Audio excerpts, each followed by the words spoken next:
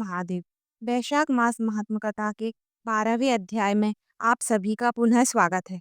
मिथिला के राजा कहने लगे कि हे ब्राह्मण देव, आपने कामदेव की पत्नी रति का वर्णन किया और उसकी अक्षुण्य व्रत करने की कथा भी मैंने सुनी।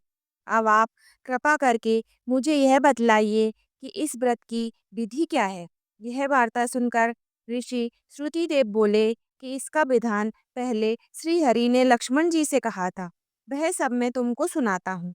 इस व्रत को करने से श्री लक्ष्मीपति भगवान विष्णु प्रसन्न हो जाते हैं। श्रावण शुक्ल तृतीया को इस व्रत को धारण करना चाहिए।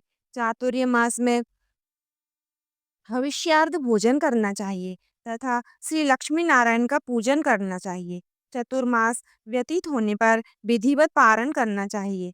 किसी ब्राह्मण और ब्राह्मणी को भोजन कराएं, उसे वस्त्र और जूते दान देवें, सोने या चांदी की मनोहर मूर्ति बनाएं, पीताम्बर से उसे सजाएं तथा सफेद पुष्प व सुगंधित द्रव्यों से भगवान का पूजन करें। फिर ब्राह्मणों को सैया दान करें और दक्षिणा देकर उनका आशीर्वाद लें।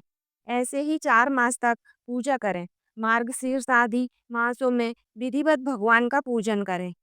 फिर ऐसे ही चैत्र मास से आषाढ़ मास तक 4 मास श्री हरि का पूजन करें। जिनको सनकादि ऋषि पूजते हैं उन भगवान की स्तुति करें और इस व्रत को आषाढ़ शुक्ल द्वितीया को समाप्त कर दें। ओम नमो भगवते वासुदेवाय इस मंत्र का जाप करें। चैत्रादि मासों में पुरुष सूक्त से हवन करें। मार्गशीर्ष आदि मास में विष्णु गायत्री नारायण विद्महे इस मंत्र से हवन करें। श्रुतिदेव कहते हैं कि हे राजन, यह व्रत मैंने तुमसे विस्तार से कहा। इसके करने से भगवान जगन्नाथ प्रसन्न होते हैं और उनकी कृपा से अनेक सुख तथा संतान की वृद्धि होती है। इसी के साथ वैशाख मास महात्म कथा का 12वां अध्याय संपूर्ण होता है। हर हर महादेव।